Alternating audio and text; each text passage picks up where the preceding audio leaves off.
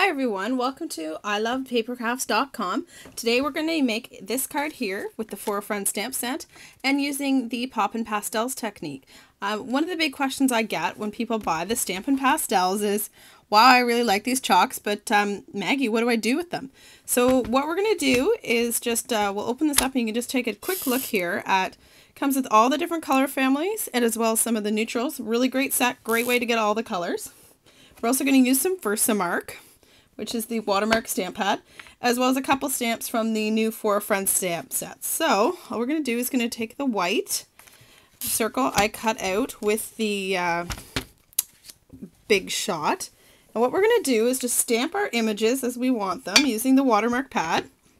You can see mine's got a little bit of embossing debris on it, but that's okay. That won't impact our project. So all you're going to do is stamp this. And take the butterfly, we're just going to stamp it in the middle. And then we're going to take the branch image and just stamp it around the side. Now, there's no real rhyme or reason to how we're going to stamp it. It's meant to be a random pattern. And we'll stamp. I'm just going to stamp 3 just to help expedite things. So we're going to put that aside, put the lid on it. Always try to keep a versamark clean by putting your lid on it, because otherwise it gets gunged up. So all you're going to do for the Poppin Pastels, and you probably can't even really see it. You can see it faintly. You'll see the butterfly in the images. So what we're going to do is just work with a little bit of the blue on the Stampin' Pastels. Just pick it up.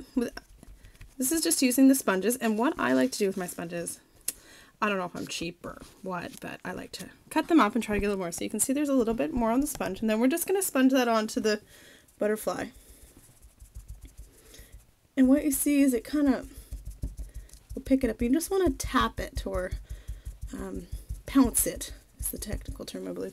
So you can see that butterfly starting to come out. So I'm just going to pick up a little more colors. I'm just picking up a random kind of smattering of the blues. I don't really have anything in mind, and I like kind of a multi effect. You can see now I've really got a lot on there, which isn't a problem. This is meant to be a bit of a messier technique. I've just blown off the excess, and you can see that's coming along there. So I'm going to change out my sponges. I'm going to pick up some of the greens from the Stampin' Pastels. I think I've got enough on there. I'm going to see about how much I have on there. And all I'm going to do is I'm going to do the same thing with the greens. I'm running out of it there, so I'm going to just pick up some other greens off here. Blow off the excess. I find if you use the Stampin' Pastels, it's nice to use a variety because you can get a lot of shading and different tones going. So as you can see, you kind of have a little bit of a shadowy effect. If you wanted, there's an eraser which comes with the Stampin' Pastels, and you could actually just erase around it.